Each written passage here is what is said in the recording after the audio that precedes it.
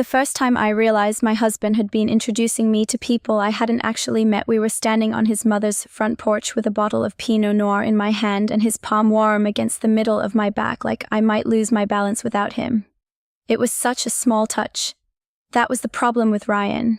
Almost everything with him looked gentle from the outside. The porch light at Denise's house threw that yellow, flattering kind of glow over everything. Her mums were still out in matching clay pots even though the weather had turned, and the windows were bright with the soft, expensive kind of coziness she was good at creating. From the street it looked like the kind of house where nobody ever raised their voice. The kind of house I used to think I was lucky to marry into. Ryan rang the bell, then leaned down and said quietly, "Let's just have a good night." "Okay." I looked up at him. "Okay," I said, though I hadn't known there was another option. The door opened almost immediately. Denise smiled at Ryan first, then she looked at me with a softness that felt strangely careful. "Oh, Ava," she said, touching my arm lightly. "Are you feeling up to tonight?" I blinked. Up to dinner. For half a second something moved across her face. Confusion maybe, or correction. "Yes," she said too quickly. "I just meant, if you've had a long week." Ryan stepped in before I could answer. "She's okay," he said, and the tone of his voice made my stomach tighten. It was affectionate on the surface, but there was something under it, something almost managerial. "She's been a little overwhelmed lately, but she didn't want to miss this." I turned my head and looked at him. I wasn't overwhelmed. I was tired, sure. My office had been short-staffed for 2 weeks, and one of the hygienists had gone out on maternity leave early, which meant everything up front had become 10 small emergencies a day. But that was normal life tired. Not concern-tipped voice tired. Denise nodded in a way that made me feel like I had just arrived with a diagnosis tucked under my coat. "Well," she said, stepping aside, "come in." Inside, everything smelled like rosemary chicken and lemon polish. Eli was already there at the dining table with a beer in his hand, and he gave me a quick smile before glancing at Ryan in that fast male way that made me feel like something had happened in a language I didn't speak. Dinner started normally enough if you didn't look too closely. Denise talked about a friend from church. Eli complained about his apartment complex raising rent again. Ryan told a story from work that made everybody laugh. I laughed too, a beat late, because I kept feeling that strange drag across the room, like I had walked into a conversation that had paused just before I entered. Twice Denise asked if I wanted water. Once she asked if I was warm enough. Another time she said, "You look better tonight," and when I stared at her she added, "Than I expected." With everything, with what I asked before I could stop myself. The table went briefly still. Ryan set his fork down with a quiet clink. "Mom," he said with a patient little smile, "I told you she was fine." "Told you?" He said it lightly, but that phrase lodged under my ribs. Denise gave a small embarrassed laugh. "I just worry," she said. "That's all." About what I wanted to ask. About me crying in the shower. About being annoyed that Ryan had been coming home later and later and never really answering where he'd been. About the fact that 2 weeks ago I'd gotten upset because he cancelled dinner with my friend Maya after promising all week he'd come. Then spent the rest of the night acting like my disappointment had exhausted him, but all of those moments were private, small, married. They weren't the kind of things a mother-in-law should be wrapping concern around over roast chicken. The rest of dinner passed in a blur of normal conversations stretched over something I couldn't name. Every time I spoke I felt Ryan glance at me a second too carefully, like he was tracking tone, monitoring weather. By the time we got back in the car my chest felt tight with that familiar humiliating sensation of not knowing whether something real had happened or whether I was about to ruin the evening by asking. The street outside Denise's neighborhood was dark and smooth and lined with houses that all looked half asleep. Ryan drove with one hand at the top of the wheel. "Why did your mom ask if I was feeling up to dinner?" I said. He didn't answer right away, then he smiled, but not at me. At the windshield. She was just being nice. That didn't sound nice, it sounded weird. "Ava." His voice went gentle. "You're reading into it." I looked out the window. "I don't think I am," he sighed softly, the way people do when they want you to notice how patient they're being. "You've been stressed lately." I might have mentioned that. My head turned back toward him. "Why would you mention that?" "Because my family asks about you." He gave a tiny shrug. "Because they care. That's not the same as telling your mom I'm too fragile for dinner." I didn't say that. "You said something." He was quiet for a moment, then reached over and squeezed my knee the same way he had touched my back on the porch. Gentle. Public looking even in private. "This is what I mean," he said. "Everything becomes bigger than it is. Mom noticed you seemed off the last couple times. I said work has been hard on you." That's not betrayal, Ava. That's context. I hated how quickly embarrassment flooded me, how fast I started checking my own tone instead of his words. Okay, I said after a second. Maybe I'm overthinking it.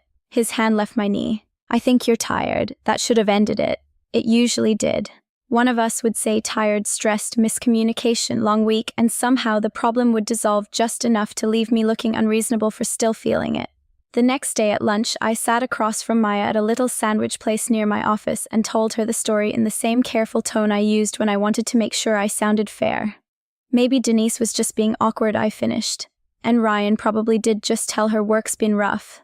Maya didn't touch her food, she just looked at me. What, I asked. You did it again. Did what? Defended him before you even got to the part that upset you.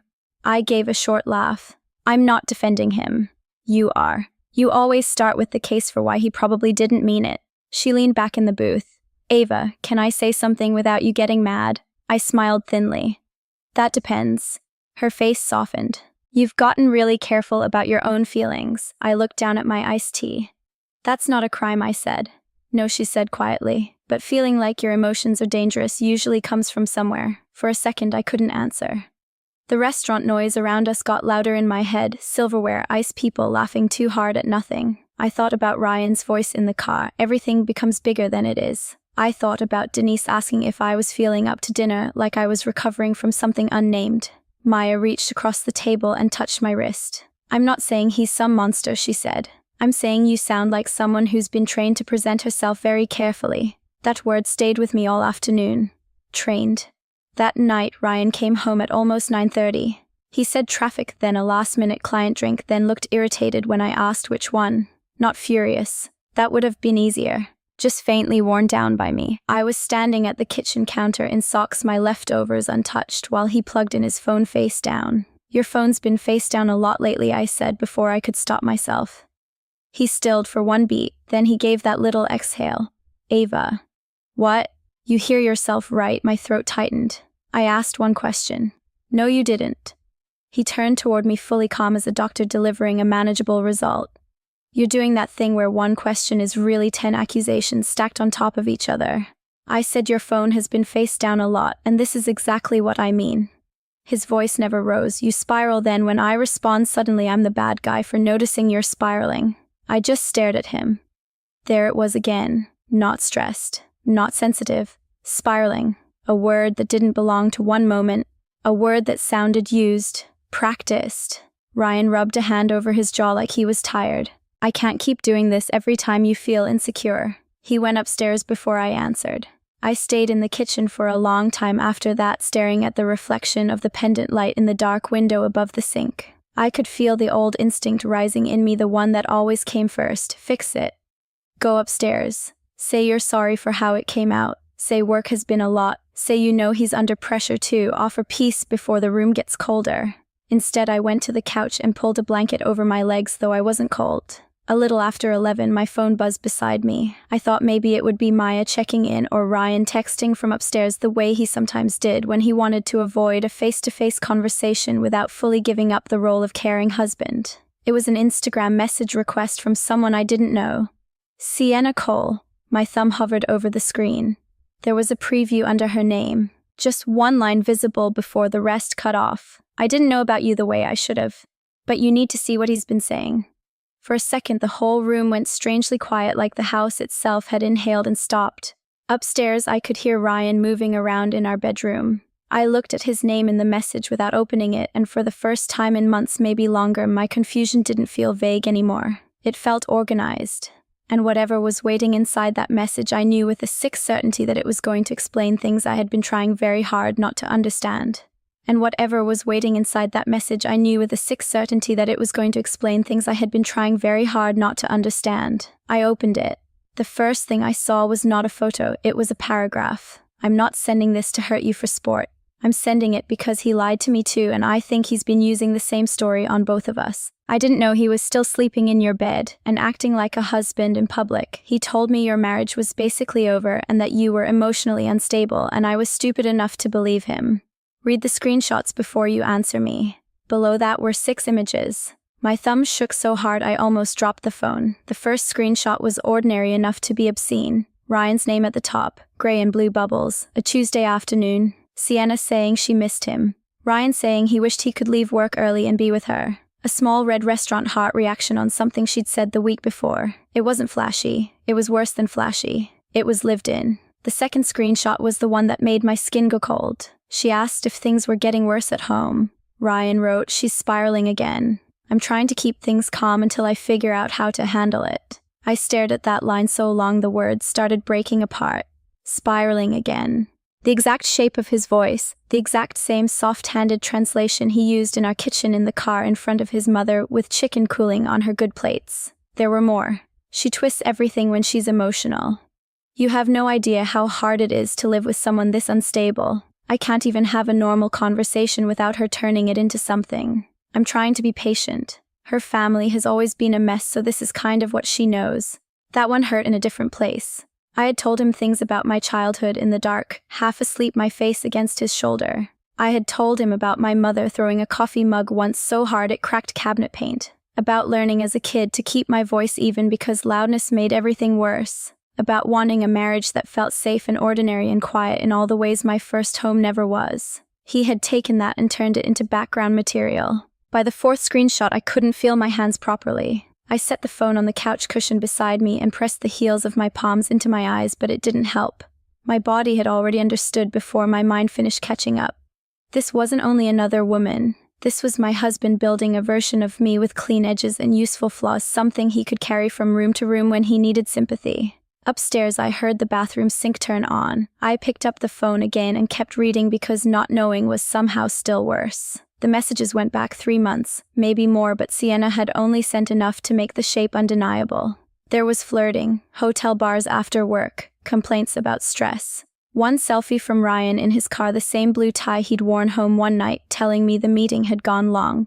And threaded through it all like a little trail of disinfectant poured over rot were the lines about me. Unstable, fragile, exhausting, hard to reason with. I don't remember deciding to stand up. Suddenly I was in the downstairs bathroom with the door locked, sitting on the closed toilet lid because it was the only place in the house that felt like it still had 4 walls. I typed back before I could lose my nerve.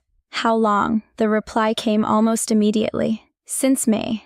I thought you two were separated and everything but paperwork." I swallowed hard and wrote, "Did he tell you I was crazy?" There was a pause this time. "Then he said you were unpredictable, that he was trying to leave without setting you off. I'm sorry. I know that sounds horrible. I didn't understand what he was doing until recently." I stared at recently. "Why now?" I wrote. "Because he started doing it to me too." I closed my eyes. She asked if she could call. For a few seconds I just looked at the screen. Then I pressed accept. Her voice was younger than I expected. Not sweet exactly, but tired. Frayed around the edges in a way I recognized immediately. "I'm sorry," she said before I could speak. "I know that's not enough." I leaned my head back against the wall. "No," I said honestly. "It's not, I know." Neither of us said anything for a second. The silence between us didn't feel sisterly or dramatic, just ugly and necessary. "He told me you were done," she said. "Not legally, but emotionally. He made it sound like he was carrying everything, like he was the only stable person left in the marriage." I laughed once and it came out small and broken. "Stable. That's his favorite word." "Yeah," she exhaled. "At first he was always so careful about you. That should have told me something. He'd say things like, 'I don't want to shame her, she's been through a lot. I'm just trying to keep things calm.' It made him sound decent. He likes sounding decent. He's good at it." My throat burned. "Did you love him?" I hated asking it, but I needed to hear what shape this had taken outside my house. She was quiet. "I thought I was in love with who he said he was." That answer was painful enough to be true. She told me he'd started pulling away the last couple weeks, that when she asked where things stood he became vague and faintly offended, like she was being unfair for wanting clarity, that once when she got upset he texted the next morning saying he couldn't do emotional chaos and that this was exactly the kind of pressure he was trying to escape at home. I almost smiled at the cruelty of it, not because it was funny, because it was so cleanly familiar. When we hung up I sat in that bathroom until my legs went numb. The next day I went to work, answered patient calls, rescheduled. 2 cleanings, smiled at an older man who always flirted harmlessly when he checked in, and lived through the most surreal 8 hours of my life. There is something uniquely brutal about finding out your marriage is rotting and still having to ask strangers to update their insurance information in a cheerful tone. At lunch, I drove to Maya's apartment instead of eating. She opened the door, took one look at my face, and stepped aside without asking anything. I handed her my phone. She read in silence. Her mouth tightened once, then again. By the time she reached the screenshot about my family being a mess, she looked up at me with the kind of anger that stays very still. "Oh," she said softly. "He's been building a case." That phrase landed harder than anything else had yet, because that was exactly what it felt like. Not random cruelty, not reckless cheating. A case.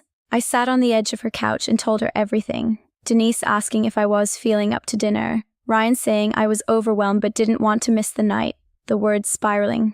The phone face down. The weird little corrections in public, him finishing my sentences with a smile when I paused too long, telling people I'd had a stressful week if I seemed quiet, stepping in with context I had never asked him to provide. Maya listened without interrupting. When I was done, she said, "He's been narrating you." I looked at her. "He's been deciding in advance what your feelings mean, then handing that version to other people before you can speak for yourself." My eyes filled before I could stop them. "What do I do?" "For tonight," she asked. I nodded. "You do not confront him alone unless you absolutely have to. Not with this. He'll turn the whole thing into concern about your reaction." I knew she was right because I could already hear it. "Ava, please calm down. This is why I didn't know how to tell you. You're proving my point. I was trying to protect you. I was trying to keep this from getting ugly." He had built the language already. That was the real horror of it. He didn't even need to invent a defense. He just needed me to step into the shape he'd made for me. That night, I was quieter than usual, mostly because I no longer trusted my own face. Ryan noticed immediately. He came into the kitchen while I was rinsing a glass and leaned one shoulder against the doorway. "You okay?" The question should have sounded caring. Instead, it felt like a flashlight. "Long day," I said. He studied me for a second too long. "You've seemed off." There it was again. Not "how are you?" Not what happened. Just the positioning of me inside a condition. "I'm tired," I said. He nodded slowly, as if confirming something to himself. "Maybe we should talk this weekend. With my mom too, maybe. She's been worried. I'm worried." I turned off the faucet. Water dripped from my fingers into the sink. "With your mom," I repeated. "Just because I think we need support," he said. "I don't want things getting worse." For one wild second, I almost admired the nerve of it. He had cheated on me, lied about me, handed out a pre-written version of my mind, and now he wanted a moderated conversation about my emotional state. He thought he still had the room. "Maybe," I said. His expression changed a little then. Not enough for anyone else to see, but enough for me. A tiny flicker of relief. He came over and kissed the side of my head. "We'll figure it out." I stood there until I heard him go upstairs. Then I dried my hands, sat at the kitchen table, and opened every screenshot again. This time I didn't read them like a wife hoping there might still be a misunderstanding inside them. I read them like evidence. Dates, wording, repetition, the same little script carried from text to text, from house to house, from woman to woman. At 10:30 I called Maya. "He wants to talk with his mother there," I said. She was quiet for half a second. "Of course he does." I looked at the glowing screen in front of me. Ryan's words lined up in neat little rows like they belonged to a decent man under stress instead of a liar arranging witnesses. "I'm not doing this in private," I said. And as soon as I said it, something inside me shifted. Not healed, not even steadied all the way, but sharpened. Upstairs was the man who had been telling people I was unstable. On the table in front of me was proof that he had built that story long before I ever knew I would need to survive it. I started organizing the screenshots by date. By morning, I had them in a folder on my phone, another in my email, and printed copies in a manila envelope I found in the office drawer where we kept appliance manuals and takeout coupons. It felt almost funny using the same envelope I'd once shoved our mortgage papers into because I thought marriage was mostly made of practical things: documents, shared passwords, dinners at the counter, remembering to buy toilet paper. Ryan left for work before I did. He kissed my cheek on the way out and said, "We'll talk tonight." Mom said 6 works, like this was a scheduling issue. Like we were meeting about a leak in the upstairs bathroom. I said okay because I had learned something over the last 48 hours. Silence could be useful when you stopped filling it with apologies. All day I moved through work with that strange double vision grief gives you. I smiled at patients' answered phones, printed treatment plans, and underneath all of it, my real life sat there with its mouth open.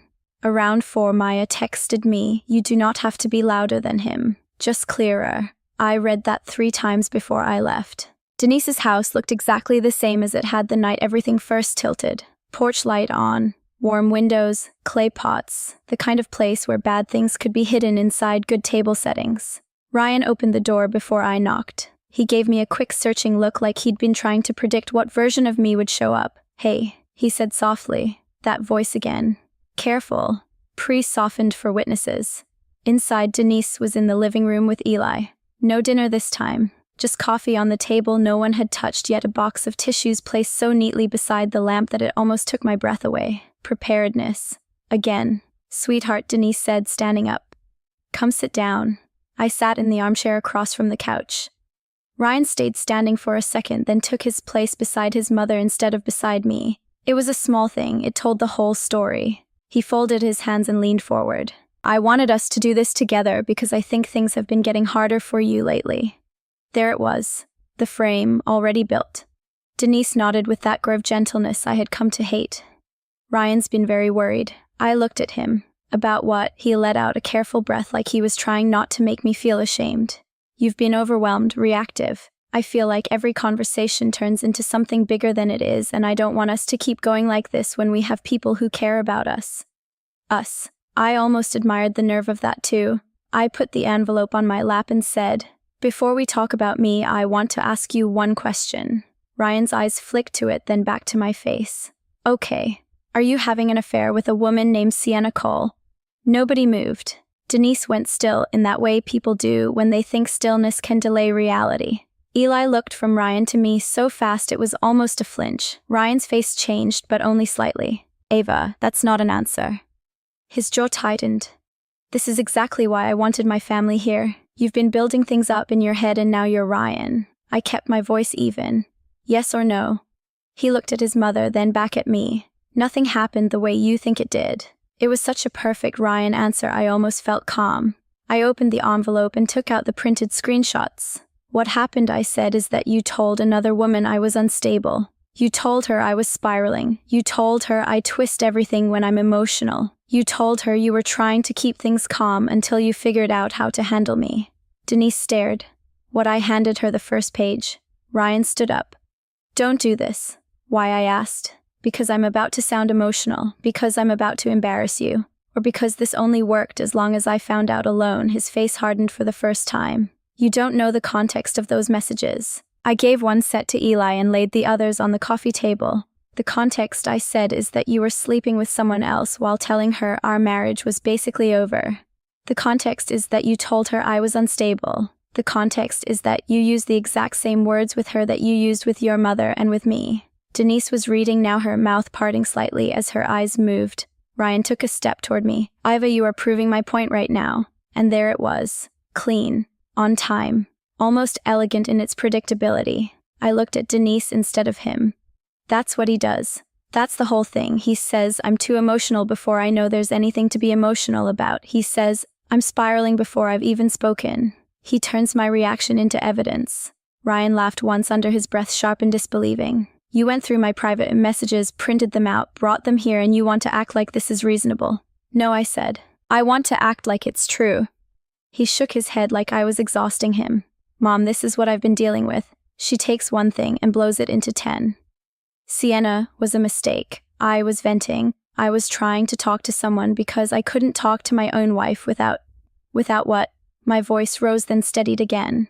"Without me having feelings you didn't get to translate first." He stopped.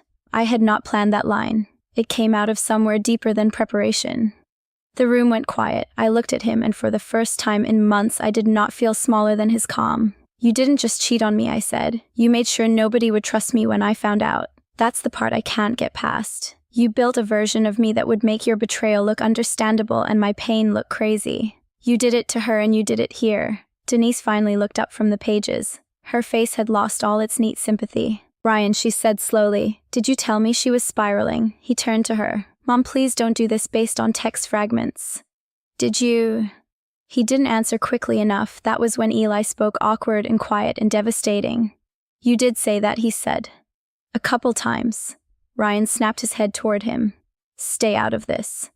But Eli, once started, kept going the way people sometimes do when silence stops protecting them from themselves. You said she was having a hard time and twisting stuff, he muttered. You said we should be careful not to upset her. I thought... He swallowed. I thought you were just trying to keep things from getting worse. I looked at Ryan, he looked back at me, and for the first time I could actually see it, the moment when tone stopped being enough. Denise set the pages down carefully, like they were heavier than paper. You let me believe she was unwell, she said. You sat in my house and let me treat her like she was fragile because it made you look what noble mom I was under pressure to. Don't, she said. The word cracked harder than if she'd shouted. Ryan turned to me then, last attempt, last angle. So, what now? This is what you wanted, to destroy everything in one night? I almost laughed, but the sound wouldn't come. No, I said. You did that before I knew there was anything to destroy. I stood up. My knees felt weak, but not from doubt, just from being in a body that had gone through too much too fast. Denise rose halfway like she might stop me, then seemed to understand that stopping me was just another form of managing the room. Ava, she said, and there was something real in her voice now. I didn't know. I know, I said. And I did know. That was part of what made it sad instead of satisfying. She had believed what was easiest to believe. Ryan had counted on that. None of it felt glamorous enough to be called evil. It was smaller than that. Cleaner, more common. I walked out without another word. Outside, the air was cool and smelled faintly like leaves in somebody's fireplace down the block. My hands were shaking so badly I had to sit in my car for a full minute before I could start it. I didn't cry right away. I drove to the townhouse first. Ryan wasn't there yet. Inside, the house looked painfully normal. My shoes by the door.